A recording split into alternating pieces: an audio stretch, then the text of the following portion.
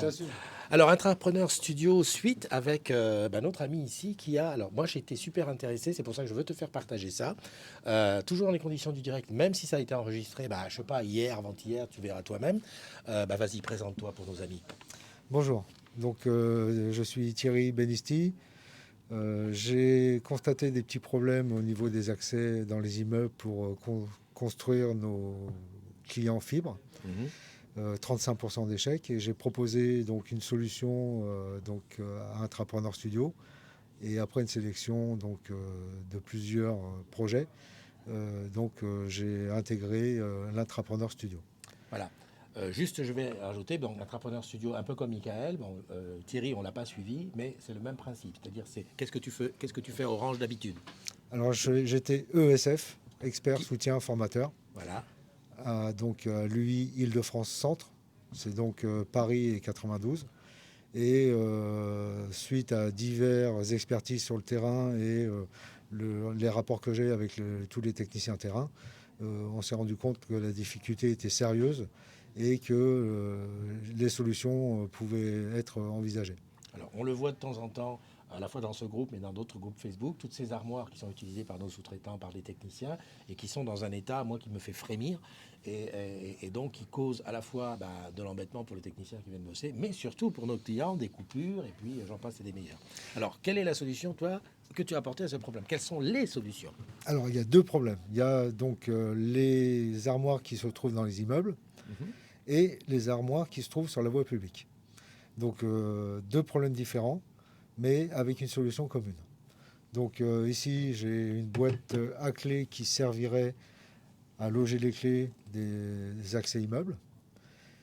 Et c'est une serrure connectée, une boîte à clés connectée, qui nous permettra, grâce à une plateforme, d'identifier la personne qui veut les clés, de l'identifier, et on leur fournit en échange un code à 4 chiffres qui permettra d'ouvrir cette boîte. Cette boîte, il y a une traçabilité. Lorsque les clés sont prises dans la boîte,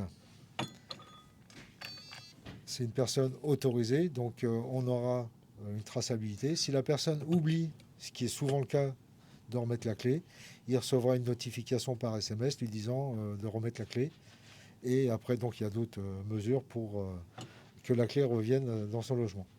Alors, ce système qui a l'air d'être fonctionnel ici en laboratoire, est-ce que tu l'as déjà mis, est-ce qu'il est déjà mis en fonctionnement, en test quelque part? Alors, il est en test dans un immeuble actuellement. On essaie d'avoir d'autres immeubles. J'ai rendez-vous demain avec un autre syndic pour placer ce boîtier-là. Et ce qu'on espère, c'est d'en placer 200 sur l'Île-de-France. Voilà. Pour l'expérimentation. Je peux me permettre de prendre celui-là, qui est un autre type de... Putain, il pèse une... Celui-là, il pèse. J'ai essayé de porter à une main. Il est lourd, c'est fait exprès. Donc, je te rappelle, sur le premier boîtier, tu reçois le code par SMS, par une notification, et tu ouvres à l'intérieur. Ça, c'est un autre système. Donc, ce boîtier se réveille pour l'instant avec une impulsion, ouais. Avec un accéléromètre. Mais l'idée, c'est de provoquer une ouverture de ce boîtier avec une demande par SMS. D'accord. Je demande par SMS l'ouverture de la AZ77. Hop. Voilà, je suis répertorié dans la plateforme, et là, effectivement, je vais pouvoir ouvrir cette boîte. Et donc après, même principe. Dedans, nous avons un système, pour récupérer les clés. D'accord. Et donc avec un système communicant qui est donc logé dans la partie électronique, qui nous permettra donc d'avoir la même action que celui-ci, c'est-à-dire notification si la clé n'a pas été remise, et vérification que la boîte ait bien été fermée. Voilà. Donc, je résume. Je suis technicien, j'arrive sur le terrain, je peux à tout moment obtenir soit les clés des SRI, enfin des répartitions d'immeubles, PMI, point de mutualisation immeuble, ou dans la rue, directement, via une notification, via mon portable. Maintenant, tu m'as parlé d'une histoire, parce que rien n'empêche le technicien, évidemment, on saura qui c'est, mais de faire un travail de sagouin à l'intérieur. Et là, tu m'as parlé de quelque chose qui m'a vraiment intéressé. Donc là, l'idée, c'est de mettre des briques supplémentaires sur ce système. C'est-à-dire que là, on peut détecter sur une armoire ou l'ouverture et la prise de clé. On peut déclencher derrière un DELC à la prise de clé. DELC, dis pour nos amis, parce qu'il y a des vendeurs, des boutiquiers qui savent pas ce que ça C'est diagnostic de tous les clients qui sont donc en service dans l'armoire, quel que soit l'opérateur. Donc ça, c'est pareil. Il faut monter donc un DELC opérateur, parce qu'il y a plusieurs clients et multi-opérateurs. Donc c'est faire donc une image de l'état des clients. Voilà, tout ce qui marche, tout ce qui ne marche pas à l'instant T, au moment où tu as ouvert, on sait comment que c'était. Et lorsque soit vous refermez la porte de l'armoire, soit vous remettez les clés, donc une seconde photo qui permettra, s'il y a un delta, de prévenir le technicien qui est intervenu des problèmes causés. Tu es venu pour réparer un tel, mais en fait, tu es reparti, il y en a 4 qui sont en panne. Voilà. Ce qu'on entend de plus en plus. Oui. J'ai beaucoup de collègues qui m'ont dit, dis donc, moi, depuis que j'ai la fibre, je suis 4-5 fois en panne par-ci. Donc une autre brique qui est en train de travailler, donc l'UIPP, c'est les photos. Unité d'intervention Porte de Paris. Oui, exact. Excusez-moi, c'est un peu technique. Donc l'unité d'intervention Porte de Paris, donc c'est l'Île-de-France, 100, Paris et le 92, donc c'est conséquent. Et l'idée, c'est d'avoir une intelligence artificielle pour, donc, grâce à une photo qui serait faite par le technicien, vérifier que le passage des jarretières soit correct. Donc plusieurs briques sont envisageables. Ça fait partie de la première brique, mais on peut adapter avec nos systèmes existants donc des solutions complètes de manière à vraiment s'assurer que le travail est de qualité de bout en bout. Voilà, donc toi, tu es un entrepreneur studio depuis combien de temps? Alors moi, j'ai été sélectionné le 1er février 2018. Donc, je suis la saison 2, toi. Saison 2. Saison 2. Et donc, je suis venu donc, le 1er avril 2018. Et donc, ça fait à peu près 20 mois que je suis sur le sujet avec une équipe. Donc, dédiée à Kisher. Le produit s'appelle Kisher. Donc, on a déterminé la marque. Donc, j'ai dans l'équipe développeur, électronicien, UX, donc UX designer aussi, et la partie business qui rentre en ligne de compte. Voilà. Quand je te vois comme ça, je me dis, t'es pas né de la dernière prix, tu as quand même quelques années chez France Télécom Orange. Qu'est-ce qu'on peut dire? On peut dire que quand ça va sortir, on vise le million? Alors, parce que faut savoir que c'est là, ce qui les intéresse. Oui, on va parler business. Ouais. En fait, là, on répond à une douleur pour les opérateurs.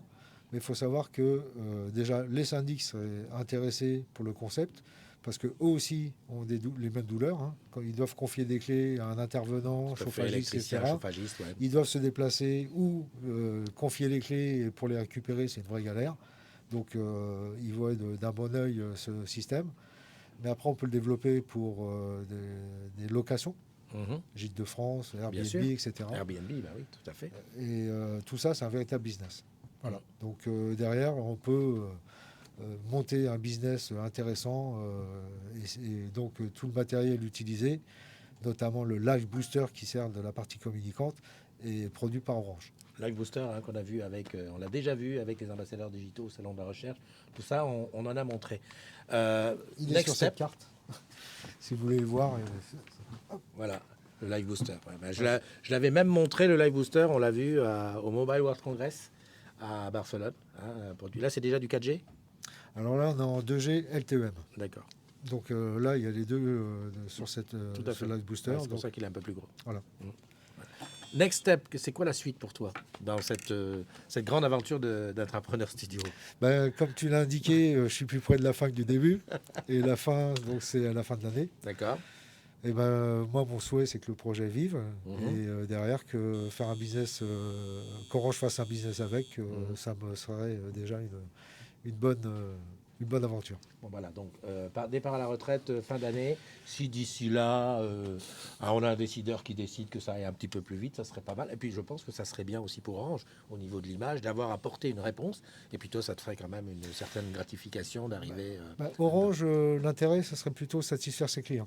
Tout à fait. Et le taux de satisfaction, ça a vraiment un impact réel sur le taux de satisfaction. Ouais. Quand on voit qu'un technicien a bloqué une demi-journée pour intervenir et qui répond « Désolé, j'ai pas pu vous raccorder ». À cause des clés. Report de rendez-vous, etc.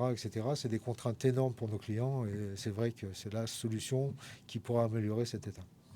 Retenez bien la tête de ce monsieur, dont je sais que tu es connu par pas mal de gens qui vont sûrement te reconnaître, mais retenez bien sa tête, parce qu'à mon avis, on va en entendre parler peut-être à France 2 ou quelque part dans quelques temps. Allez, on se dit au revoir, et puis un autre jour pour encore de l'Intrapreneur Studio Story. Bye bye.